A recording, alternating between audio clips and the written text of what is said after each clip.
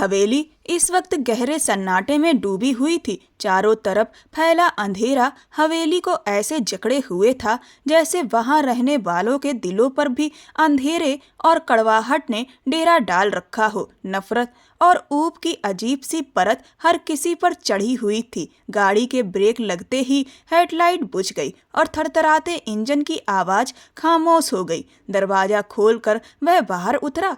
लड़खड़ाते कदमों को संभालते हुए बड़ी मुश्किल से उसने आंखें खोली। रात के इस पहर तक क्लब की रौनक बढ़ाने वाला शख्स जब घर लौटा तो अजीब सा सुरूर अभी भी उसके दिमाग पर छाया हुआ था। शायद यह वहां के माहौल का असर था जहां वह लगातार जाम पर जाम पीता रहा, मगर जिस तरह उसने पी थी उस हिसाब से नशा इतना हावी नहीं था। यह लड़खड़ाहट बस कुछ पलों की थी। अगले ही पल उसने खुद को संभाल लिया। आंखों की हल्की खुमारी उसे और भी आकर्षक बना रही थी। दौलत के साथ साथ उसमें खूबसूरती भी भरपूर थी। इससे पहले कि वह हवेली के अंदरूनी दरवाजे की ओर बढ़ता, उसकी नज़र बेख्याली में सर्वेंट क्वार्टर के उस कमरे पर टिक गई जहां उसके लिए अजनबी सा एक मासूम वजूद गहरी नींद में सो रहा था। शायद परिंदों को भी खबर नहीं थी कि इस वक्त वह किसी के ख्यालों में तूफान बन चुकी है। वह जाने कितनी देर उस कमरे को देखता रहा और फिर ना चाहते हुए भी उसके कदम उसी दिशा में बढ़ गए। शायद यह नशे का असर था, या फिर पिछले कुछ दिनों से दिमाग में चल रही उलझी सोचें, या फिर दोस्तों की वे बातें जो वह अभी महफिल से सुनकर आया था। तू भी बड़ा किस्मत वाला है भाई, घर में बीवी है, अब जाकर सारा नशा उतार लेना। विनीत ने आंख दबाकर उसके चेहरे को देखा था। उसने झटके से सिर घुमाकर विनीत को घूर लिया। अरे गुस्सा क्यों करता है, सच कह रहा हूँ, हम जैसे लोग तो कमरे की दीवारों से सिर फोड़कर सो जाते हैं। अमित ने भी हंसते हुए बात बढ़ाई थी। सब नशे में डूबे हुए थे। अमीर घरानों की यह रंगीन दुनिया उनके लिए आम बात थी। ना जाने क्यों उनकी बातों पर एक मासूम सा चेहरा उसकी आंखों के सामने घूम गया। उसके साथ रिश्ता जुड़े हुए 6 महीने हो चुके थे, लेकिन कोई नहीं जानता था कि वह कभी एक पल के लिए भी उसके करीब नहीं जा पाया था। उसने अपने ख्यालों को भी उसके पास फटकने नहीं दिया था। एक ही घर में रहते हुए भी वे दोनों अजनबी थे, जैसे उनके बीच मीलों का फासला हो। और अब वह अपने कदम घसीटता हुआ सर्वेंट क्वार्टर के दरवाजे की तरफ बढ़ रहा था जहां वह रहती थी। यह 2 कमरों का छोटा सा क्वार्टर था। एक कमरे में उसकी रहने की जगह थी और दूसरे कमरे में हवेली की पुरानी नौकरानी प्रीति पिछले कुछ समय से ठहरी हुई थी। उसके पति भी यहीं चौकीदारी का काम करते थे, इसीलिए दोनों को यहीं रहने की जगह दे दी गई थी। वैसे भी यहाँ काम करते करते उन्हें इतना वक्त हो चुका था कि उनके बिना हवेली के कामकाज संभल ही नहीं पाते थे। यही वजह थी कि रश्मि जी भी नहीं चाहती थी कि ये हर महीने छुट्टी लेकर गांव के चक्कर लगाते रहें। इसीलिए दोनों को यहीं पूरी तरह रहने की सुविधा दी गई ताकि ये यहीं रहें और 6 महीने में 1-2 दिन के लिए अपने अपने गांव जाकर फिर लौट आएं। अब इनका सब कुछ यही था, जबकि ठीक बगल के कमरे में वह लड़की रहती थी जिसका हक था कि वह इस हवेली के किसी भी शानदार कमरे में ठहर सकती थी, लेकिन शायद उसे यहाँ इतनी अहमियत नहीं दी गई थी। सर्वेंट क्वार्टर के दरवाजे तक पहुंचकर वह एक पल को रुका और इधर उधर देखा। कोई डर नहीं था, बस एक अजीब सी झिझक थी। फिर भी दिल और दिमाग की मजबूरी में उसने हाथ उठाकर दरवाजे पर हल्की सी दस्तक दी। उसे इतना तो पता ही था कि वह इसी कमरे में रहती है। अब वह इतना भी अनजान नहीं था। रात के इस सन्नाटे में दरवाजे पर हुई हल्की सी दस्तक ने उसे नींद से जगा दिया। वैसे भी वह यहाँ चैन की नींद कहाँ सो पाती थी। इस जर्जर से कमरे में रखे पलंग पर सिर्फ इतना ही बिस्तर था कि या तो उसे नीचे बिछाया जा सके या फिर इस कड़ाके की ठंड में उसे ओढ़ लिया जाए। उसने वही किया था, ओढ़कर ठंड को अपने बदन तक पहुँचने से रोक रखा था। हालांकि उसकी कमर लकड़ी की तरह अकड़ चुकी थी, फिर भी उसे नींद आ ही जाती थी। शायद अब वह इन सब की आदी हो चुकी थी। आंखें खोलते ही उसने दरवाजे की ओर देखा और दिल हल्का सा कांप गया। वह पलंग से उतरकर धीरे धीरे दरवाजे के पास आई और बहुत धीमी आवाज में पूछा, कौन है? जैसे फुसफुसाकर पूछा हो। बाहर से आई हल्की सी आवाज ने उसके दिल की धड़कन तेज कर दी। वह एक पल के लिए जैसे जड़ हो गई। इस आवाज को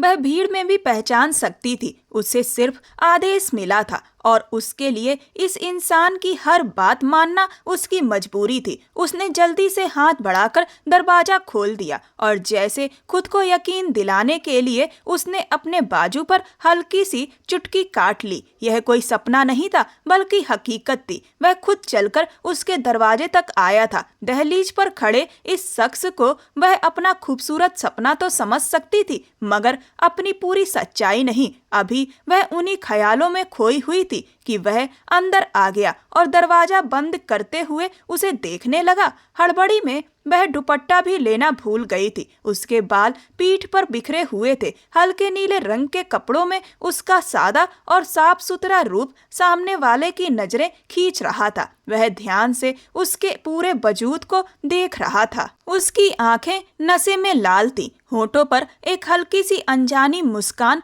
खेल रही थी। वह उसकी नजरों से बचती हुई पलंग की ओर मुड़ी ताकि अपना दुपट्टा उठा ले। तभी उसने उसका हाथ पकड़कर उसे अपनी तरफ खींच लिया। वह दोनों इतने पास आ गए कि उनकी धड़कनें एक दूसरे को सुनाई देने लगी। पहले से नशे में डूबे उस आदमी पर जैसे और भी नशा छा गया हो। उस वक्त ना उसने रश्मि जी के गुस्से के बारे में सोचा और ना ही अपने और उसके बीच खड़ी किसी हैसियत की दीवार को बीच में आने दिया। उसने उसके हाथ को मजबूती से थाम लिया और उसे पास कर लिया। वह उसकी आंखों में झांकने लगी। उसके होठों तक आई आवाज वहीं थम गई। जब उसने उसे उठा लिया, वह घबराकर उसकी शर्ट को मुट्ठियों में पकड़ते हुए और ज्यादा डर गई। उसे लग रहा था जैसे कोई कमाल हो रहा हो। उसे अपनी शादी की पहली रात साफ याद थी जब उसने उसे बुरी तरह झिड़क कर अपने कमरे से बाहर निकाल दिया था और साफ कह दिया था कि आज के बाद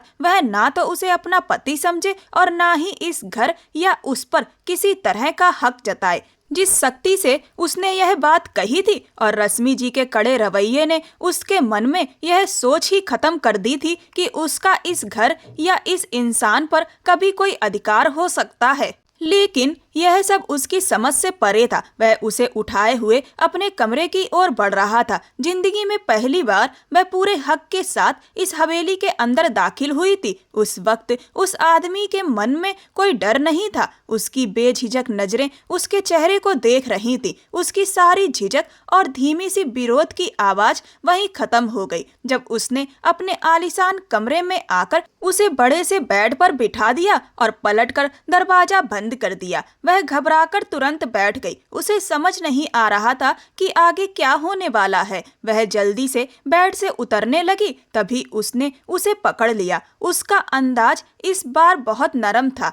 इतने अरसे बाद पहली बार उसके मुंह से उसका नाम निकला, समीर। वह लाल आंखों से उसके चेहरे को देखता ही रह गया, खामोश, बिल्कुल खामोश। उसने उसकी होठों पर उंगली रखकर उसे धीमी आवाज में चुप कराया। तुम मेरी पत्नी हो और यह मेरा हक है। तुम मुझे मेरे हक से दूर नहीं रख सकती। उसकी पलकों के कोने भीगने लगे। आज वह आदमी अपना हक जता रहा था। बीते 6 महीनों में हवेली में उसके साथ क्या क्या नहीं हुआ था। तब उसे क्यों याद नहीं आया कि वह उसकी पत्नी है, कि उसका उस पर हक है। उसने चाहा कि वह सब कुछ उसके सामने रख दे, उससे साफ साफ बात करे। अगर आज वह उसे अपनाने आया है, समीर, मुझे अपनाने से पहले याद रखना, अगर कल तुम फिर भूल गए कि मैं तुम्हारी पत्नी हूँ तो मेरी मुश्किलें और बढ़ जाएंगी। प्लीज मेरी परेशानियां मत बढ़ाओ। उसकी आंखों से आंसू गिरते चले गए और वह उसके खूबसूरत चेहरे को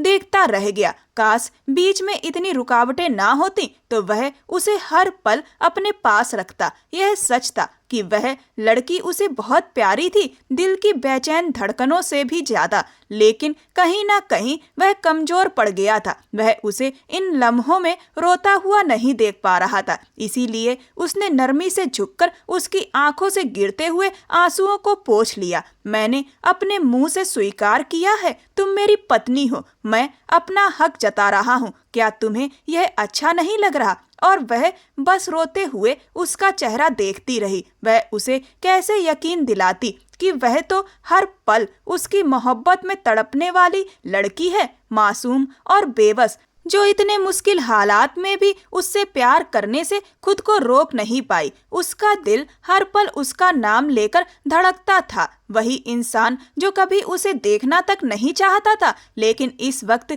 वह समीर के सामने थी और वह खुद कह रहा था कि वह उसकी पत्नी है, अपना हक जता रहा है, तो वह कल उसे कैसे भूल सकता था। शायद वह यह नहीं जानती थी कि इस पल बहकर वह कितनी बड़ी गलती कर रही है, जो आगे चलकर उसकी जिंदगी को और उलझा देगी। लंबा वक्त परेशानियों और रुकावटों में गुजारने के बाद जब उसे प्यार भरा यह पल मिला, तो उसने खुद को उस एहसास के हवाले कर दिया। नफरत जताने वाला वह आदमी इन खूबसूरत पलों में हार गया था। उस मासूम लड़की की सादगी और आकर्षण से हार गया था। उसने वे सारे अधिकार उसे सौंप दिए जो शायद वह कभी देना नहीं चाहता था। सुकून पाकर वह ऐसी नींद में डूब गई कि सारी तकलीफें भूलकर गहरी और शांत नींद की गिरफ्त में चली गई। भोर की हल्की रोशनी से उसकी आंख खुली। उसने खुद को उसके वजूद से अलग करना चाहा। तभी समीर ने नींद से भरी बोझिल आंखें खोली।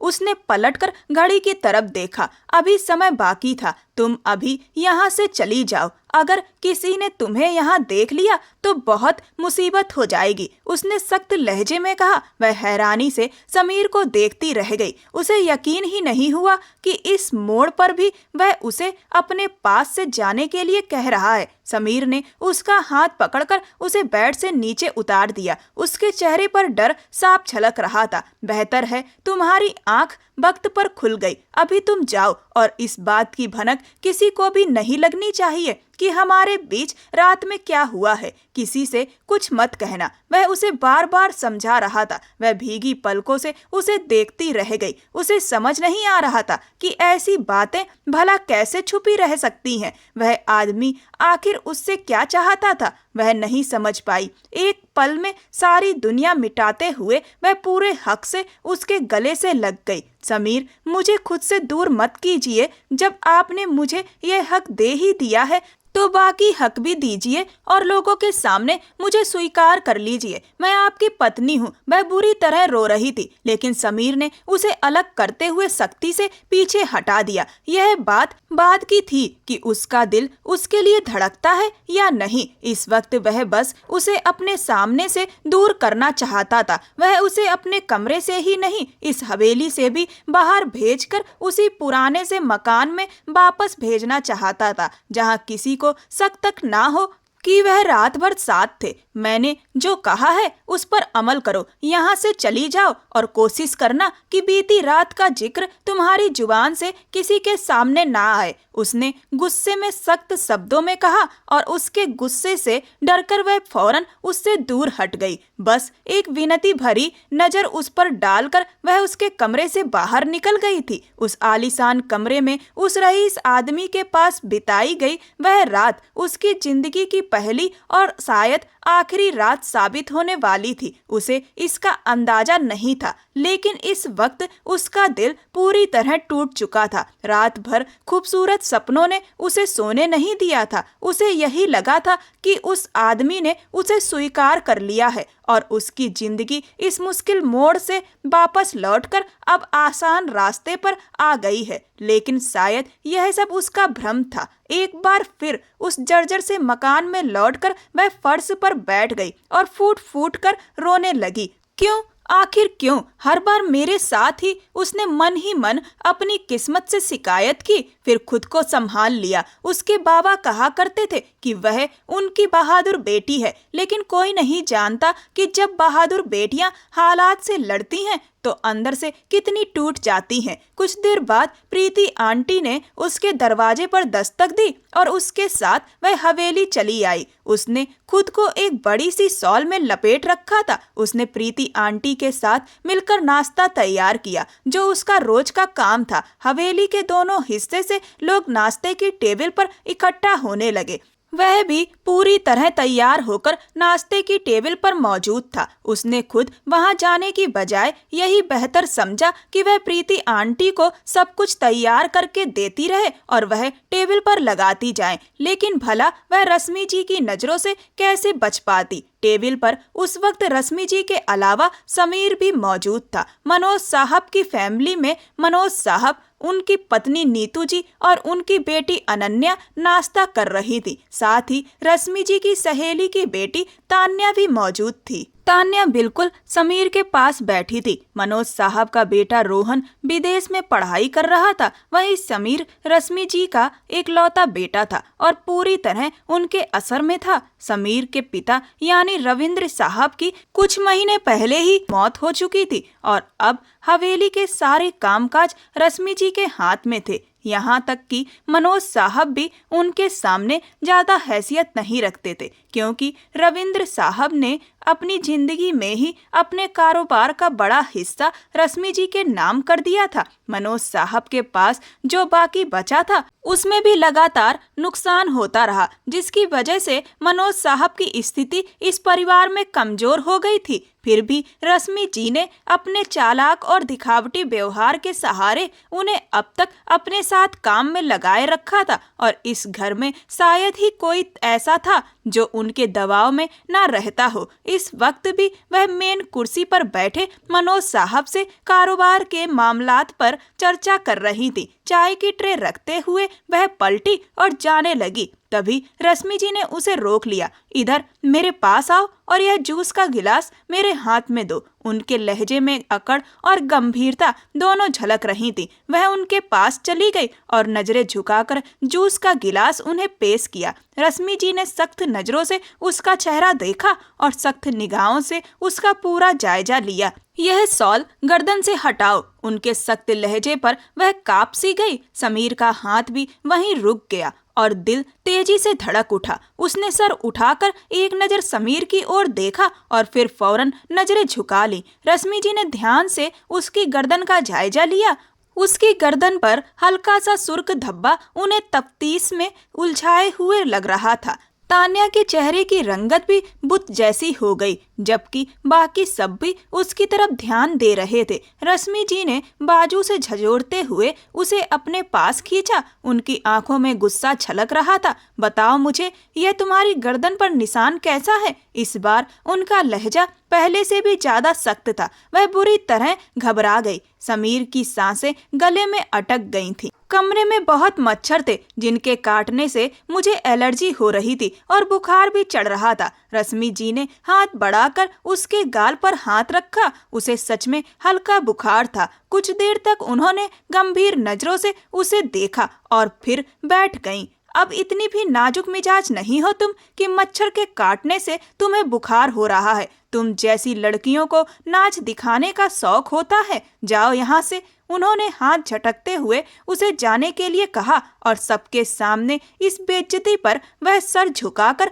वापस चली गई। यह तो रोज का दृश्य था। अब उसे अफसोस होने का एहसास भी खत्म हो चुका था, क्योंकि उसने यह सब कुछ अपना मुकद्दर समझकर स्वीकार कर लिया था। समीर सुकून में हो गया। हालांकि वह उसकी पत्नी थी, लेकिन वह मर्द जो मर्दानगी के रुतबे पर पूरा नहीं उतरते, सारी जिंदगी अपनी पत्नी को दबाव में देखकर भी शांत रहते हैं और शायद वह भी ऐसे ही मर्दानगी से थोड़ा दूर रहा था। वह फौरन उठ खड़ा हुआ। उसके साथ तान्या भी खड़ी हो गई। तान्या के साथ उसका रिश्ता बचपन में तय माना जाता रहा था, लेकिन बीच में आने वाली आर्या एक पल के लिए इस रिश्ते में रुकावट बन गई थी। मगर रश्मि जी ने सबको यकीन दिला दिया कि तान्या ही समीर की होने वाली खानदानी पत्नी होगी। आर्या का इस घर में बड़ा अजीब सा रुतबा था। हालांकि वह रविंद्र जी के बिजनेस पार्टनर की बेटी है, जिससे परिवार के दबाव में आकर उन्होंने 6 महीने पहले ही अपने बेटे समीर के साथ शादी के बंधन में बांध दिया था। वह दिन भी बेहद अजीब था जब रविंद्र साहब अपनी आखिरी सांसें गिन रहे थे। साड़ी का पल्लू कंधे पर डाले, एक टांग पर दूसरी टांग रखे, वह घमंड में डूबी हुई महिला सामने ही सोफे पर बैठी थी। परिवार के बस गिने चुने लोग वहां मौजूद थे। परिवार के दबाव में आकर उन्हें आर्या को अपनाना पड़ा और सबके सामने अपनी श्रेष्ठता दिखाने के लिए उन्होंने समीर की शादी आर्या से कर दी, क्योंकि आर्या के माँ बाप की मौत सड़क हादसे में हो गई थी। रविंद्र जी चाहते थे कि आर्या की शादी समीर से हो जाए, जिससे सारा बिजनेस उनके परिवार में ही आ जाए। रश्मि जी को आर्या बिल्कुल पसंद नहीं थी, लेकिन पैसे के लालच में उन्होंने आर्या की शादी के लिए हामी भर दी, क्योंकि उनके दिमाग में एक प्लान चल रहा था कि आर्या अनाथ है तो उसकी प्रॉपर्टी हथिया लेंगे और बाद में समीर की शादी अपनी पसंद की लड़की तान्या से करा देंगे। इस तरह आर्या के हिस्से की संपत्ति भी आसानी से उनके हाथ आ गई। वह हरगिज नहीं चाहती थी कि समीर उस दो कौड़ी की लड़की के साथ किसी भी तरह का रिश्ता रखे। अनाथ लड़की अनाथपन की चादर ओढ़े इनके दरवाजे पर आ गिरी थी और तभी यह अंदाजा हो गया था कि उनके लिए यह रिश्ता गले का फंदा बन चुका था। समीर ने उस एक दिन की दुल्हन को अपनी माँ के कहने पर बिस्तर से उठाकर दरवाजे की तरफ धकेल दिया था। मेरा रिश्ता तान्या के साथ तय हो चुका है और तान्या ही मेरी होने वाली पत्नी है। खबरदार, जो तुमने इस घर पर या मुझ पर किसी तरह का हक जताने की कोशिश की। यह सुनकर वह चौंक गई। वो एक मासूम और कमजोर लड़की थी, उसका कोई भी सहारा नहीं था। उसका स्वभाव हमेशा से कमजोर रहा था। उसके माँ बाप भी उसे काफी समझाते थे कि बेटा, यह दुनिया ऐसी नहीं है जैसे तुम सीधेपन में रहती हो, तुम्हें मजबूत बनना चाहिए। लेकिन वह कभी अपने अंदर आत्मविश्वास जगा ही नहीं पाई। वो रोती हुई उसकी तरफ बढ़ी थी। समीर, मुझे किसी कोने में ही जगह दे दो, मैं सारी जिंदगी पड़ी रहूंगी। और ठीक उसी वक्त कमरे का दरवाजा खुला और अंदर आती रश्मि जी ने उसे बाजू से झचकोरते हुए कमरे से बाहर निकाल दिया। रविंद्र जी भी अब इस दुनिया में नहीं रहे थे और किसी में भी रश्मि जी को रोकने की हिम्मत नहीं थी। रश्मि जी सख्त आवाज में आर्या से बोली, इस घर में तुम सिर्फ एक नौकरानी की तरह रह सकती हो, इसके अलावा कुछ नहीं। और उन्होंने सख्त लहजे में समीर को कह दिया कि वह उसे अपनी पत्नी समझने की गलती ना करे और अगर उसके साथ किसी भी तरह का रिश्ता बनाने की कोशिश की तो अंजाम अच्छा नहीं होगा। हकीकत यह थी कि उसने 6 महीने इसी तरह गुजारे थे। घर का हर इंसान उससे नफरत करता था, कुछ रश्मि जी को खुश करने के लिए और कुछ लोग उसे समीर की पत्नी मानकर। तान्या का रवैया भी उसके साथ अजीब सा था। शायद तान्या उसे अपने और समीर के रिश्ते के बीच की रुकावट समझती थी, जबकि सच्चाई यह थी कि वह कभी भी उनके बीच रुकावट बन ही नहीं पाई। उस दिन के बाद समीर और भी ज्यादा संभल गया था। उसके करीब जाना तो दूर, उसने उसकी तरफ देखना तक छोड़ दिया था। शायद वह खुद पर पहरा बिठाए हुए था, क्योंकि वह किसी भी हाल में अपनी माँ को नाराज नहीं कर सकता था। वह अपनी आंखों के सामने समीर को तान्या के साथ हंसते खेलते देखती रहती थी। अगर उसके सारे दुखों और राजों में कोई भरोसेमंद था तो वह प्रीति थी, जो उसे अपनी संतान की तरह मानती थी। प्रीति को संतान का सुख नहीं मिला था और वह अच्छी तरह जानती थी कि किसी की बेटी पर जुल्म करना कितना बड़ा पाप है। उसी दिन उसने उसकी गर्दन पर बने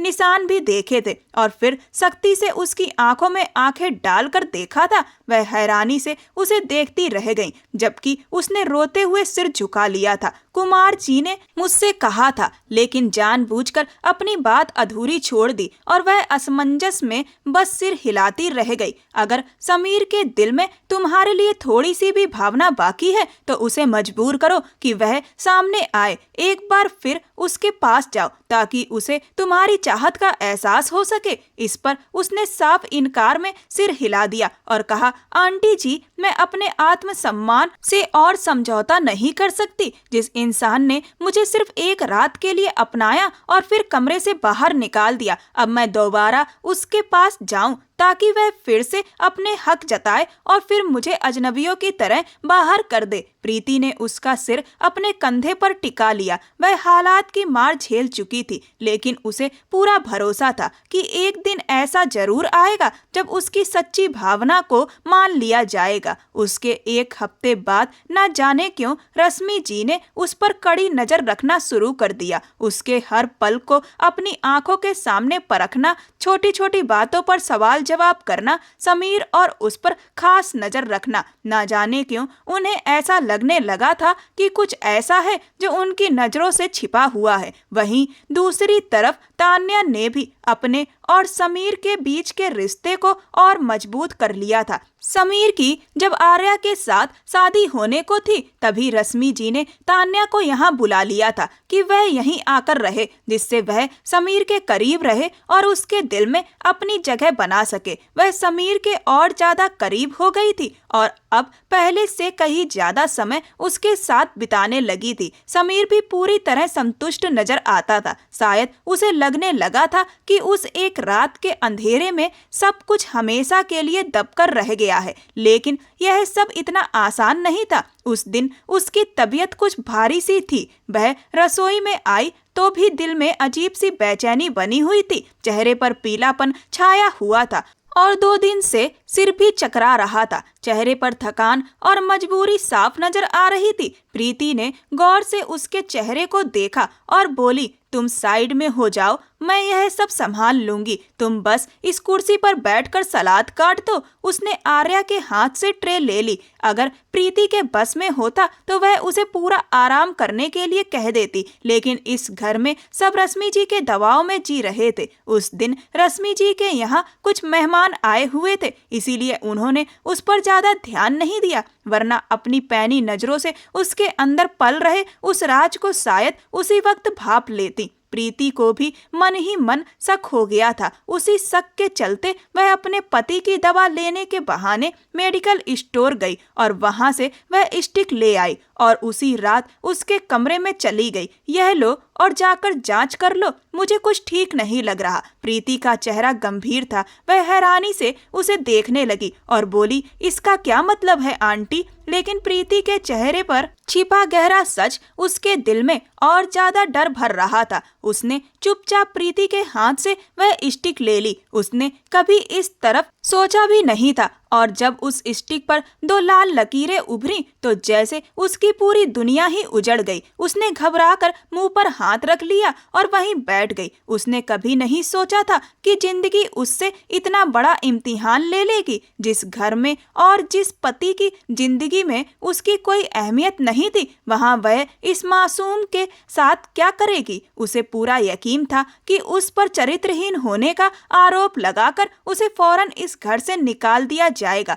लेकिन प्रीति ने उसके मन में एक हल्का सा भरोसा भर दिया। तुम किसी से कुछ नहीं कहोगी, बस आज रात कुमार जी से बात करो और उन्हें सब सच बता दो। वह रोते हुए बोली, मुझे नहीं लगता वो मानेंगे। प्रीति ने उसे समझाते हुए कहा, चाहे आदमी कितना भी कठोर क्यों ना हो, अपनी संतान के बारे में चुप नहीं रह सकता। तुम जाकर उन्हें बताओ कि यह उनकी ही संतान है। उन्हें भी यह बात दिल से महसूस होगी। वह जरूर कोई ना कोई फैसला करेंगे। जो बीत चुका है उसे भूल जाओ और अपनी संतान की खातिर एक नई शुरुआत करो। यह कदम तुम्हें उठाना ही पड़ेगा। यह सुनकर वह चुप हो गई। वह अब घर की सफाई के अलावा रसोई में जाने से बचने लगी थी और यह जिम्मेदारी प्रीति ने संभाल ली थी। उसने साफ कह दिया था कि अब उससे ज्यादा मेहनत वाला काम नहीं हो पाएगा, इसीलिए रसोई का काम प्रीति के हवाले कर दिया जाए और मजबूरी में उसे यह सब करना पड़ा। वह अब पहले की तरह चैन से बैठकर खाना भी नहीं खा पाती थी। उस दिन आखिरकार उसने हिम्मत जुटा ली। वह उस रात समीर से बात करना चाहती थी। चुपचाप वह रात के सन्नाटे में हवेली के अंदर दाखिल हुई। उसका दिल जोर जोर से धड़क रहा था। उसने अपने कंधों पर शॉल डाल रखी थी। सीढ़ियां चढ़ते हुए वह बहुत संभल कर दबे कदमों से उसके कमरे के दरवाजे के सामने जा खड़ी हुई। उसने डरते हुए ताले पर हाथ रखा तो दरवाजा खुल गया। उसे अंदाजा नहीं था कि दरवाजा खुला होगा। वह अंदर गई तो समीर लैपटॉप पर बैठा था, शायद किसी से बात कर रहा था। उसे आते देखकर वह चौंक गया और लैपटॉप एक तरफ रखकर खड़ा हो गया। वह उसे परखती हुई नजरों से देख रहा था, जबकि वह शर्म और घबराहट से लाल चेहरे के साथ सामने खड़ी उंगलियां मरोड़ रही थी। उसे समझ नहीं आ रहा था कि बात की शुरुआत कैसे करे। तभी समीर ने उसे देखते हुए कहा, मुझे नहीं पता था कि एक रात की गलती तुम्हें दोबारा मेरे दरवाजे तक ले आएगी। उसकी आवाज में छुपी बेरुखी को वह साफ महसूस कर रही थी। वह बस चुपचाप उसकी तरफ देखते हुए सिर झुका गई। समीर ने आगे कहा, जो कुछ भी हुआ उसे भूल जाओ। इसके बाद हमारे बीच कोई रिश्ता नहीं हो सकता। मैं तुम्हारे जज्बात समझता हूँ, लेकिन मैं तुम्हारे साथ जिंदगी नहीं गुजार सकता। तुम जानती हो कि मैं तान्या से जुड़ा हुआ हूँ। वह कितनी सख्ती से यह सब कह रहा था। वह बस उस इंसान की बेरहमी को देखती रह गई। इतना हठी और जिद में डूबा हुआ इंसान उसने आज तक नहीं देखा था। सिर्फ अपनी झूठी शान और अहंकार के लिए वह अपने जज्बातों को काबू में रखे हुए था। तभी उसने उसके चेहरे की तरफ देखते हुए जैसे उसके सिर पर बम फोड़ दिया। मैं पेट से हूँ समीर, वह रात इतनी आसानी से भूलने वाली नहीं है। वह फूट फूट कर रो पड़ी और समीर सन्न रह गया। अगर इस बात की भनक भी उसकी माँ को लग जाती तो इस घर में भूचाल आ जाता। यह क्या कह रही हो तुम? तुम्हें पता है ना, माँ तुम्हें जिंदा नहीं छोड़ेंगी। तुम जानती हो वो तुमसे कितनी नफरत करती हैं। मुझे उनकी नफरत से कोई फर्क नहीं पड़ता। मुझे अपने बारे में बताइए, आप मुझसे कितनी नफरत करते हैं? आप तो जानते हैं ना कि यह बच्चा आपका है। उसने अपनी संतान के लिए अपनी चुप्पी तोड़ी थी, पहली बार उसके सामने, और आज भी उसने उसके सामने हाथ जोड़ दिए थे। मैं माँ के खिलाफ नहीं जा सकता। मेरी जिंदगी से निकल जाओ, इससे पहले कि माँ तुम्हारा नाम मेरे नाम से हमेशा के लिए अलग करने पर उतर आए। यहाँ तुम्हें रहने का सहारा दिया जा रहा है, इसके अलावा तुम्हें कुछ नहीं मिल सकता। इस बच्चे को गिरवा दो। उसने बेरहमी की सारी हदें पार कर दी थी। वह अपने पेट पर हाथ रख के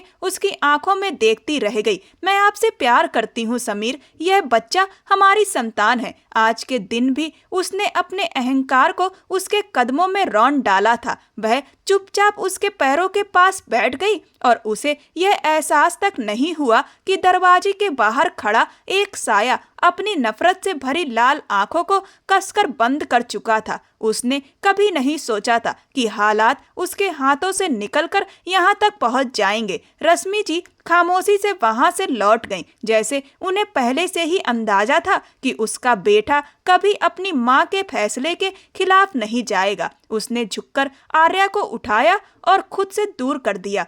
तुम जाओ यहाँ से, चली जाओ। उसने मुंह फेर लिया। शायद वह उसे इस तरह टूटते हुए नहीं देख पा रहा था, लेकिन उसकी कायरता उसे मजबूर कर रही थी कि वह उसे खुद से दूर कर दे, और उस रात उसने यही किया। वह चुपचाप वापस लौट गई, मगर कहानी यहीं खत्म नहीं हुई थी। अगले 2 दिनों में उस पर यह आफत टूट पड़ी कि इसी हफ्ते के अंदर समीर की शादी तान्या से तय कर दी गई थी। ना जाने रश्मि जी ने यह फैसला इतनी जल्दी कैसे ले लिया, जबकि पहले उनका इरादा था कि तान्या की पढ़ाई पूरी होने के बाद ही उसकी शादी समीर से कराई जाएगी। लेकिन अब हालात पूरी तरह बदल चुके थे। इसी हफ्ते शादी थी, यानी सिर्फ 3 दिन के बाद। रश्मि जी का बस हुक्म चलना था, और उस घर में उनके हुक्म के आगे किसी की एक नहीं चलती थी। वह रोती सिसकती अपने नसीब के इस पत्थर दिल फैसले को अपनी आंखों के सामने पूरा होते देखती रह गई। ना जाने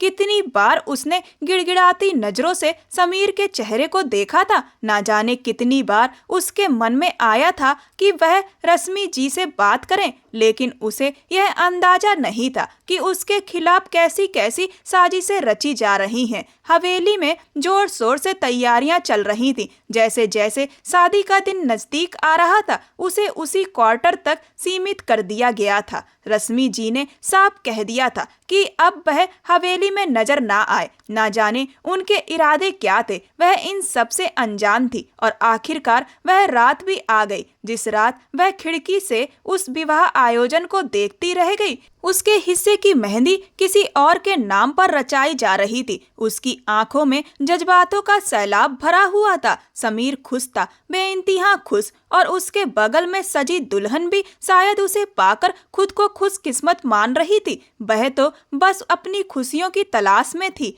उसने कभी किसी की बसी बसाई जिंदगी बिगाड़ना नहीं चाहता। चुपचाप खिड़की बंद करके वह बिस्तर पर आकर लेट गई। वह आखिरी रात थी जब उसके दिल में यह एहसास बाकी था कि वह सिर्फ उसी का पति है। अगले दिन शादी का कार्यक्रम था। हवेली के अंदर उससे एक नौकरानी की तरह सारे काम कराए गए। कुछ लोगों ने उसके हक में आवाज उठाने की कोशिश की, लेकिन उन्हें भी चुप करा दिया गया, यह कहकर कि आदमी अपनी मर्जी से दूसरा रिश्ता कर रहा है और किसी को उस पर सवाल उठाने का हक नहीं है। वैसे भी वह अपनी माँ की मर्जी से बने इस रिश्ते को बड़ी आसानी से निभा रहा था। अंदर क्या चल रहा था यह किसी को पता नहीं था। उसने अपनी आंखों से सजी धजी दुल्हन को देखा था, जिसे बाहर सजे मंच पर लाया गया था। उसने अपनी आंखों से समीर की शादी होते हुए देखी थी। वह दूर खड़ी टूटी हुई उम्मीदों के साथ बस उसे देखती रह गई।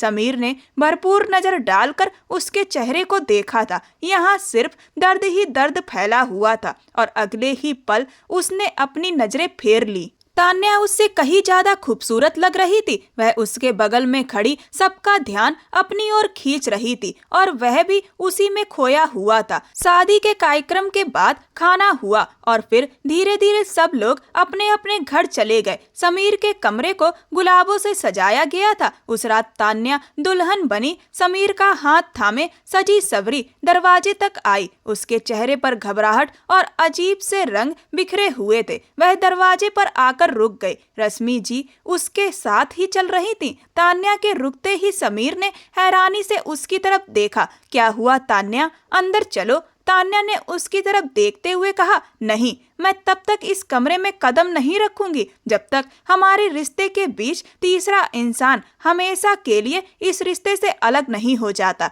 यह सुनकर समीर उसे हैरानी से देखने लगा। वह ऐसी नहीं थी। साफ था कि वह रश्मि जी की बात बोल रही थी। समीर ने धीरे से उसका कंधा थाम लिया। तान्या, यह वक्त इन बातों का नहीं है, हम बाद में बात करेंगे। लेकिन वह अपनी जिद पर अड़ी रही। हमारे रिश्ते की शुरुआत से पहले यह तय होना चाहिए कि तुम उसे हमेशा के लिए अपने जीवन से अलग कर दोगे। मैं यह नहीं चाहती कि कोई और भी तुम पर हक जताए। जितना सहन करना था मैंने इस घर में कर लिया, अब और नहीं। उसने पलटकर रश्मि जी की तरफ देखा। विनीता जी भी हैरान खड़ी थी। उनकी बेटी ऐसी नहीं थी। उसने इस शादी पर कभी कोई हंगामा नहीं किया था, लेकिन अब दूर खड़ी वह लड़की दीवार के सहारे टिक गई थी। बुझा हुआ चेहरा लिए सब कुछ सुन रही थी। उसका दिल बुरी तरह धड़क रहा था। समीर ने तान्या को समझाने की कोशिश की। यह कैसी जिद है? तुम जानती हो कि उसका मुझ पर कोई हक नहीं है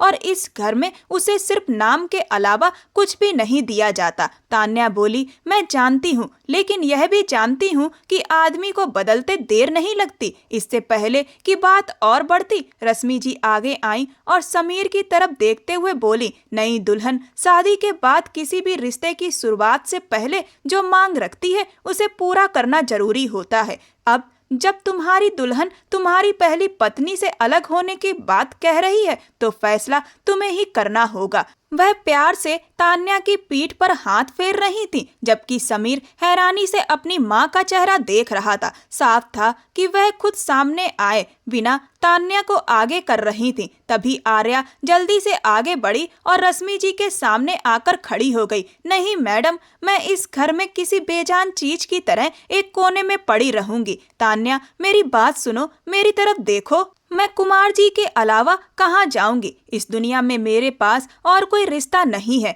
और यह भी सिर्फ नाम का रिश्ता है। इसे भी मुझसे मत छीनो। उसने तान्या के सामने हाथ जोड़ दिए थे। तान्या उसका चेहरा देखती रही, लेकिन रश्मि जी अपनी जिद पर अड़ी हुई थी। जब उसे लगा कि किसी भी तरह बात नहीं बन रही है तो वह हिचकते हुए समीर के पैरों में बैठ गई। मैं पेट से हूँ। यह बात समीर के लिए नई नहीं थी, लेकिन वहाँ मौजूद बाकी लोग हैरानी से एक दूसरे का चेहरा देखने लगे। रश्मि जी ने गंभीर चेहरा बनाए उसे देखा और कहा, यही तो तुम्हारी सजा है। कहते हुए उन्होंने झुककर उसका चेहरा पकड़ लिया। फिर समीर की तरफ देखते हुए बोली, समीर, तुम बताओ, क्या तुम इस बच्चे के साथ और इसके साथ कोई रिश्ता रखना चाहते हो? वह बुरी तरह रो रही थी। उसकी गिड़गिड़ाहट, उसकी टूटी हुई आवाज, जुड़े हुए हाथ, सब कुछ उन्होंने नजरअंदाज कर दिया। वह रोते हुए बोली, नहीं कुमार जी, आप ऐसा नहीं कर सकते। मेरे साथ ऐसा मत कीजिए। मैं कहाँ जाऊंगी?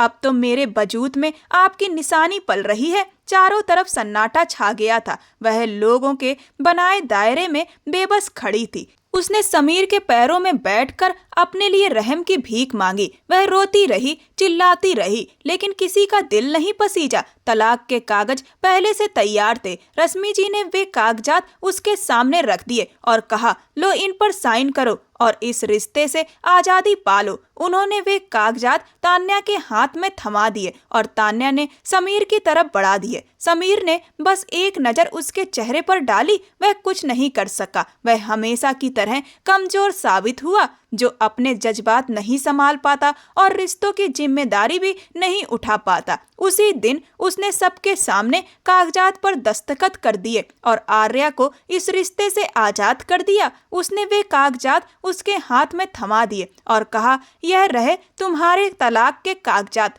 तुम इस घर से जा सकती हो, चाहे अभी इसे मान लो या बच्चे के जन्म के बाद, लेकिन मेरा तुमसे या इस बच्चे से कोई रिश्ता नहीं है। उसने बेरहमी की सारी हदें पार कर दी थी। उस दिन वह चुपचाप उस हवेली से बाहर निकल गई, हर रिश्ता नाता तोड़कर। अगर उसे पहले ही समझ आ गया होता कि यह बेकार का रिश्ता उसे अंधेरे और मजबूरी के अलावा कुछ नहीं देगा, तो शायद वह बहुत पहले ही इन सब बंधनों से खुद को आजाद कर चुकी होती। उस दिन उसके जमीर पर बोझ किसी भी तरह हल्का नहीं हो रहा था। समीर ने तान्या के साथ अपने रिश्ते को और मजबूत कर लिया था, उसे अपने करीब कर लिया, उसके साथ पति होने का पूरा हक निभा लिया। लेकिन दूर कहीं गिड़गिड़ाती आंखों वाली वह लड़की अब भी उसे बेबसी से देखती रहती थी। बेदर्द लोगों का जमीर ज्यादा देर तक उन्हें परेशान नहीं करता और वह भी अपने नए रिश्ते की शुरुआत में तान्या की खूबसूरती और साथ में उलझकर अपने भीतर उठती आवाज को दबाने में कामयाब हो गया था। लेकिन शायद वे लोग यह नहीं जानते थे कि जिस दिन इंसान अपनी तरफ से जुल्म की आखिरी हद पार करके यह समझ ले कि सब खत्म हो गया, उसी दिन से सजा की शुरुआत होती है। और शायद उनके लिए भी वही दिन शुरू हो चुका था। बाहर से सब कुछ पहले जैसा हो गया था। समीर तान्या के साथ खुश था और रश्मि जी का राज कायम था, लेकिन वह लड़की चुप बैठने वालों में से नहीं थी। खुद को टूटने में उसे बहुत वक्त लगा था और अब वह इस कदर टूट चुकी थी कि दर्द ही उसकी पहचान बन गया था। उसके पास बस उसके पिता का घर बचा था और उसके वहां पहुंचते ही प्रीति ने भी नौकरी छोड़ दी थी। प्रीति और उसके 55 साल के पति दिलीप ने उसे सिर्फ अपनी संतान की तरह माना ही नहीं, बल्कि अपने व्यवहार से यह साबित भी कर दिया। सब कुछ बहुत खामोशी से चलता रहा और उसी खामोशी में जिस दिन उसने बेटे को जन्म दिया, उस दिन वह अपने बच्चे को गोद में लिए देर तक नम आंखों से उसे देखती रही। इस पूरे समय में प्रीति और दिलीप ने उसकी बहुत अच्छे से देखभाल की थी। वह अपने मायके में थी और बाकी सब पर रश्मि जी ने कब्जा कर लिया था। लेकिन अब वह औरत चुप रहने वाली नहीं थी। उस नन्हे से जीवन के आने के बाद वह खुद को पहले से कहीं ज्यादा मजबूत महसूस करने लगी थी। और सच यही है कि प्यार में हारी हुई औरत से ज्यादा ताकतवर कोई नहीं होता। जब उसका बेटा 2 महीने का हुआ, तब उसने जाकर रश्मि जी के खिलाफ केस दर्ज कर दिया। उसने अपनी माँ के दिए हुए गहने बेच दिए थे। रश्मि जी का वकील बहुत मजबूत था और वह अपने रुख से जरा भी पीछे हटने वाली नहीं थी। वह किसी भी हालत में अपना हिस्सा छोड़ना नहीं चाहती थी, लेकिन वह भी अपनी जिद पर अड़ी रही। उसने रश्मि जी से अपना हक वापस लेकर ही दम लिया। इस दौरान रश्मि जी ने उसे न जाने कितनी धमकियां दी, उसकी राह में कितनी रुकावटें डाली, यहाँ तक कि जान से मारने की धमकी भी दी। लेकिन अब वह हार मानने वाली नहीं थी। उसने मीडिया के सामने खुलकर बयान दे दिया था। उसने साफ कहा कि उसके पिता की संपत्ति पर गलत तरीके से कब्जा किया गया है और इसी वजह से वह अपने हिस्से की पूरी जायदाद और हर चीज वापस लेना चाहती है। आखिरकार उसने अपने हिस्से का सब कुछ वापस हासिल कर लिया। कारोबार को भी उसने खुद संभालते हुए धीरे धीरे आगे बढ़ाने का फैसला किया था। वहीं दूसरी तरफ रश्मि जी के हाथ से घर की ताकत उसी वक्त निकल गई थी जब तान्या उस घर में बहू बनकर आई थी। उन्हें शायद यह लगा था कि तान्या भी हमेशा उनके काबू में रहेगी, लेकिन जिस दिन उन्होंने तान्या को अपने साथ मिलाकर आर्या से तलाक दिलवाया था, उसी दिन तान्या को यह बात समझ में आ गई थी कि अगर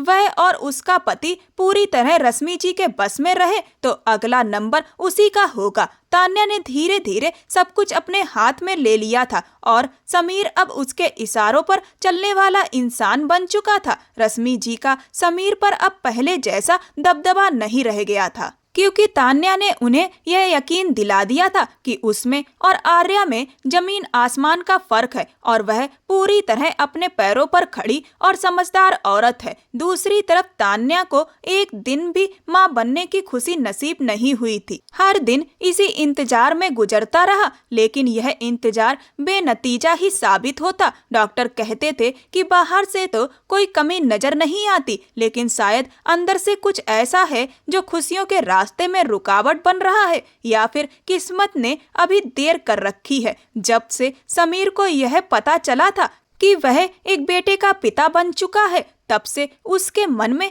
अजीब सी बेचैनी घर करने लगी थी। वह अपने बेटे को देखना चाहता था, उसे गोद में उठाना चाहता था और इसी चाह में एक दिन वह उसके ऑफिस के सामने जाकर खड़ा हो गया। वह बस उसे एक झलक देखना चाहता था। वह ऑफिस की इमारत को दूर से देखता रहा, जबकि आमतौर पर ऑफिस के समय बच्चा प्रीति के पास ही रहता था। वह अपने बेटे आरव को अपनी परवरिश में रखते हुए दिन रात उसी पर ध्यान दे रही थी। वह नहीं चाहती थी कि उसका बेटा किसी भी हाल में गलत हाथों में पड़े और अपने पिता जैसा बन जाए। वक्त और हालात ने उसे पहले से कहीं ज्यादा मजबूत बना दिया था। उसकी मेहनत रंग लाई और बहुत जल्दी उसका नाम और काम दोनों पहचान बनाने लगे। कुछ ही समय में हालात उसकी मर्जी के मुताबिक चलने लगे थे। अगर उसने अपनी जिंदगी से किसी रिश्ते को पूरी तरह काट दिया था तो वह समीर था, जिसे वह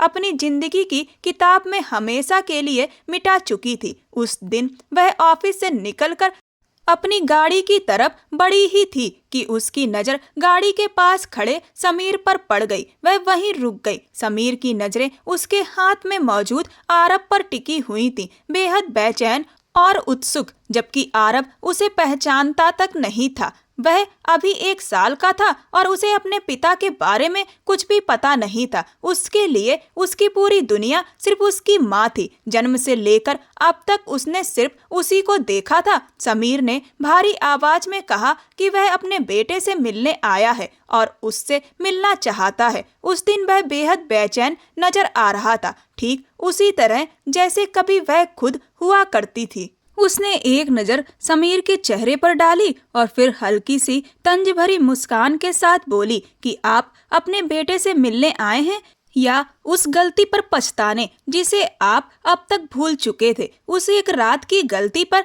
जिसके बाद आपने यह भी भुला दिया था कि मेरे भीतर पल रहा यह बच्चा आपकी औलाद है, आपका खून है। समीर शर्मिंदगी से सिर झुकाए खड़ा रह गया। उसके भीतर की बेचैनी उसे चैन नहीं लेने दे रही थी। गोल आंखों वाला वह बच्चा बार बार मुस्कुराकर उसकी तरफ देख रहा था और उसकी बेचैनी और बढ़ा रहा था। समीर आगे बढ़ने ही वाला था कि उसने हाथ उठाकर उसे वहीं रुकने का इशारा कर दिया और सख्त आवाज में कहा कि खबरदार जो मेरे पास आने की कोशिश की। यह मेरा बेटा है, सिर्फ मेरा, वह बेटा जिसके लिए मैंने अपनी पूरी जिंदगी दांव पर लगा दी और अब मैं उसे किसी कमजोर इंसान के हाथों में सौंप दूं, यह नामुमकिन है। उस दिन उसके चेहरे पर डर नहीं था, बल्कि अपने बेटे के लिए खड़ी एक मजबूत माँ का आत्मविश्वास था। वह कड़े और सधे हुए लहजे में बात कर रही थी। उसके चेहरे पर पहले से ज्यादा निखार था।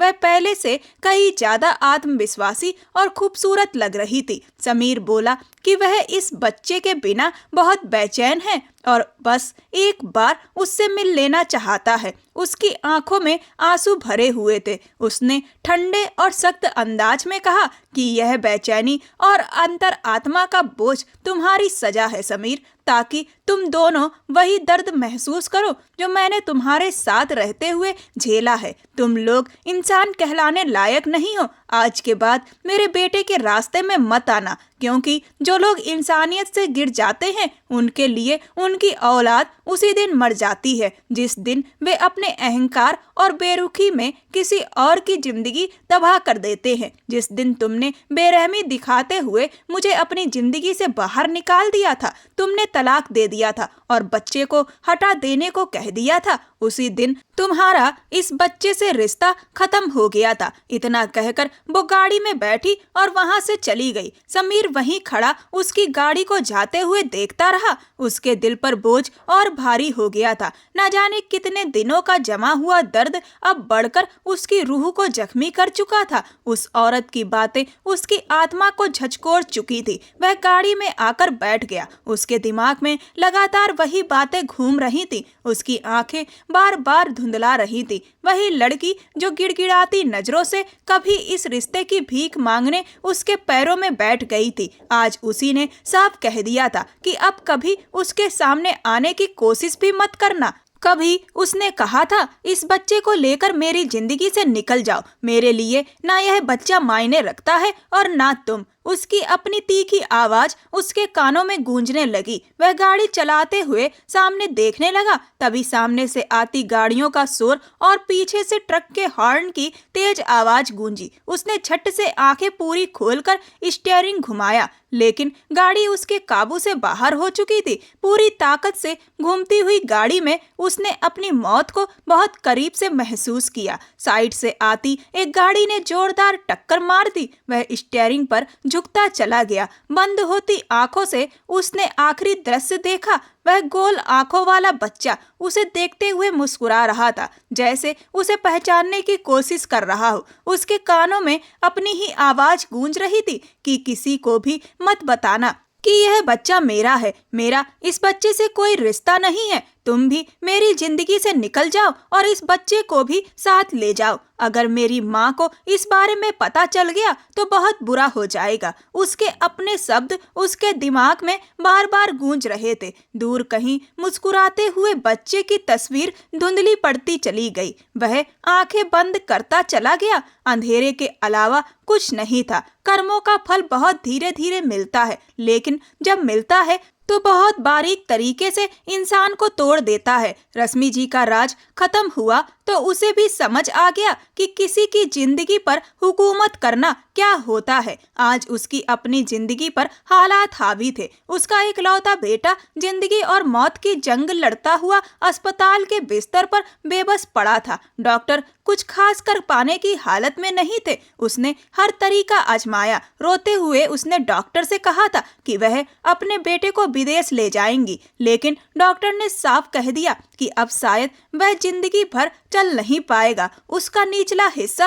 पूरी तरह से लकवाग्रस्त हो चुका था। टूटे हुए दिल से उसने आखिरी बार कहा था कि वह आर्या से माफी मांगना चाहता है, एक बार अपने बेटे को देखना चाहता है। और रश्मि जी बेबस होकर रह गई थी। अब वह किस मुंह से उस लड़की के पास जाती जिसकी जिंदगी उसने अपने हुक्म से तबाह कर दी थी। तान्या उसे प्यार करती थी, लेकिन वह यह भी जानती थी कि यह सब उसकी अपनी गलतियों की सजा है। इसमें किसी और का कोई कसूर नहीं है। वह खुद किसी पर हावी रहा और आज दुख उस पर हावी थे। वह उससे प्यार करती थी, लेकिन उसके साथ रहकर खुद को और गुनहगार नहीं बनाना चाहती थी। पहले ही उसका बोझ उसके मन को बेचैन किए हुए था। उसी दिन उसने समीर से तलाक की मांग कर ली थी। उस बेबस लड़की से उसे कोई शिकायत नहीं थी। उसने झुककर तलाक के कागजात समीर की गोद में रख दिए। समीर दुख भरी नजरों से तान्या का चेहरा देखता रहा। तान्या ने साफ कहा कि वह अपने भविष्य को दांव पर नहीं लगा सकती। सब कुछ तय हो चुका है। वह अगले हफ्ते हमेशा के लिए विदेश चली जाएगी, लेकिन उससे पहले उसे इस रिश्ते से आजादी चाहिए। ना उसके पास समीर को देने के लिए कुछ है और ना समीर के पास उसे देने के लिए। और समीर ने चुपचाप धुंधली आंखों से उन कागजों पर दस्तखत कर दिए। शायद अब उसकी किस्मत में उम्र भर का अकेलापन ही लिखा था। उसने अपनी थकी हुई आंखें सामने चल रही एलईडी स्क्रीन पर टिका दी। सामने चल रही खबर उसके लिए किसी झटके से कम नहीं थी, लेकिन वह बस उदास नजरों से देखता रहा। खबर थी कि शेखर ग्रुप ऑफ इंडस्ट्री के मालिक शेखर ने चुपचाप शादी कर ली है। बताया जा रहा है कि उनकी पत्नी आर्या पहले से शादीशुदा रह चुकी हैं और एक बच्चे की मां भी हैं, लेकिन दोनों ने यह रिश्ता अपनी सहमति और पसंद से तय किया है। वह अब किसी और के नाम हो चुकी थी, किसी ऐसे इंसान के नाम जिसका चुनाव उसने बहुत सोच समझकर किया था। उस दिन वह शेखर के साथ पार्टी में जाने की तैयारी कर रही थी। उसने खुद अपने हाथों से आरव के कपड़े बदले। तभी एक नौकरानी ने आकर बताया कि नीचे उससे कोई मिलने आया है। वह आरव को शेखर को सौंपकर नौकरानी के हवाले कर गई और नीचे चली आई। साधारण से पहनावे में भी वह बेहद शांत और खूबसूरत लग रही थी। नीचे पहुंचते ही उसकी नजर लॉज में बैठी तान्या पर पड़ी। वह आखिरी सीढ़ी पर ही रुक गई। तान्या उदास सी मुस्कान के साथ उसे देखती रही। आर्या ने धीरे से कहा कि वह इस मुलाकात के बारे में सोचकर नहीं आई थी। तान्या ने सिर झुका लिया। शायद यह हम दोनों की आखिरी मुलाकात है और जरूरी भी। यह कहते हुए आर्या ने सीने पर हाथ बांध लिए और बोली, बोलो क्या चाहती हो? तान्या ने बिना आंसू छुपाए कहा, सिर्फ माफी। आर्या आगे बढ़ी और उसके कंधे पर हाथ रखा। फिर शांत स्वर में बोली, वैसे मुझे तुमसे एक बार मिलकर धन्यवाद भी कहना था। अगर उस दिन तुम जिद ना करती और मुझे उस रिश्ते से आजादी ना दिलाती तो मैं अपनी जिंदगी की नई शुरुआत कैसे कर पाती? तान्या उसे देखती रह गई। आर्या के चेहरे पर सिर्फ सुकून था। उस दिन तान्या अपने मन का बोझ आर्या के कदमों में रखकर हल्की होकर लौट गई और आर्या भी मन से संतुष्ट थी। यह सब देखकर शेखर को हल्की सी जिज्ञासा हुई कि वह कौन थी। नम आंखों के साथ आर्या ने सिर झुकाकर मुस्कुरा दिया। बीता हुआ कल अब सिर्फ एक याद भर था जिससे उसने आजादी पाली थी। शेखर ने उसे अपने गले से लगा लिया। बीता हुआ कल अब उसके लिए बेकार हो चुका था, क्योंकि उसका आज और उसका भविष्य अब शेखर था और यह सच था। उस एक फैसले के लिए आर्या जितना धन्यवाद कर सकती थी वह भी कम ही था। 15 साल बाद आर्या का बेटा 15 साल का हो चुका था। आर्या ने तय किया कि वह अपने बेटे को सारा सच बता देगी, जिससे अगर भविष्य में उसे सच पता चले तो उसे यह ना लगे कि उसकी मां ने उसे अंधेरे में रखा। आर्या ने अपने साथ गुजरी हर अत्याचार से भरी दास्तां को अपने बेटे को सुनाया और बेटे को उसके बाप के बारे में बताया और कहा कि वो अगर अपने बाप से मिलना चाहे तो जा सकता है, वो उसे जबरदस्ती नहीं रोकेगी। यह सच जानकर उसके बेटे को गहरा धक्का लगा कि मिस्टर शेखर उसके सगे पिता नहीं है, बल्कि उसका पिता तो एक बुज़दिल इंसान था जो बिल्कुल भी पिता कहलाने के लायक नहीं था। उसने अपनी माँ को गले से लगा लिया और बोला, माँ आपने कुछ भी गलत नहीं किया, बल्कि आपको तो उस इंसान को पहले ही छोड़ देना चाहिए था। लेकिन थोड़ा देर से ही सही, पर आपने बिल्कुल सही फैसला किया और आपने उसे मुझसे कभी मिलने नहीं दिया। यह आपने बिल्कुल ठीक किया, क्योंकि आपने मेरी परवरिश बहुत अच्छी की है, मुझे बहुत अच्छे संस्कार दिए हैं। उस कायर इंसान के साथ अगर मैं रहता तो शायद मैं भी गलत इंसान बन जाता और मैं समीर नाम के किसी भी व्यक्ति को न पहले जानता था और न आगे जानना चाहता हूँ। मेरे जीवन का यही सच है कि मिस्टर शेखर ही मेरे पिता हैं और उन्होंने मुझे पिता का प्यार देने में कोई कमी नहीं रखी है। दरवाजे पर शेखर को खड़े देखकर उसने कहा, पापा मैं बहुत लकी हूँ कि मुझे आप जैसे पापा मिले। शेखर ने अपने बेटे को गले से लगा लिया। शेखर ने कभी भी आर्या के बेटे के साथ सौतेला व्यवहार नहीं किया। उसने उसे पूरे दिल से स्वीकारा और हमेशा उसे अपना बेटा माना और अपने बेटे की तरह ही उसे चाहा। शेखर और आर्या की भी एक बेटी काव्या है और अब उनका परिवार हंसी खुशी से भरा हुआ है। शेखर ने आर्या और अपने बेटे से कहा कि यह बात काव्या को बताने की कोई भी जरूरत नहीं है। बेटा, तुम्हें बताना जरूरी था, जिससे अगर तुम अपने पिता से मिलना चाहते हो तो मिल सकते थे। तुम्हें यह नहीं लगना चाहिए था कि हमने तुम्हें अंधेरे में रखा, पर तुम एक अच्छे इंसान हो और तुमने अच्छाई की कदर की। यह देखकर मैं बहुत खुश हूँ और मुझे तुम पर पूरा गर्व है। और तुम सिर्फ मेरे और आर्या के बेटे हो, यही तुम्हारे जीवन का सच है। बाप बेटे का प्यार देखकर आर्या की आंखें भर आईं। उसके जीवन के कुछ साल दुखों से भरे हुए जरूर थे, लेकिन उसकी हिम्मत ने उसे उन दुखों से बाहर निकाला और शेखर के रूप में एक बेहतर जीवन साथी मिलने से उसका जीवन और भी खुशमय और आसान हो गया। आपको ये कहानी कैसी लगी, मुझे कमेंट सेक्शन में कमेंट करके जरूर बताएं। ये कहानी पूर्णतः काल्पनिक है। इसमें दिखाई गई सभी घटनाएं और पात्र पूर्णतः काल्पनिक है। इन घटनाओं का किसी भी व्यक्ति या स्थान से कोई भी कनेक्शन नहीं है। ये कहानी केवल मनोरंजन के उद्देश्य से और सामाजिक शिक्षा देने के उद्देश्य से बनाई गई है। ये कहानी 18 वर्ष या उससे अधिक के लोगों के लिए है। ऐसी और भी रोमांचक कहानियों को सुनने के लिए मेरे चैनल को सब्सक्राइब कर वीडियो को लाइक कर दें और वीडियो को ज़्यादा से ज़्यादा शेयर करें। धन्यवाद।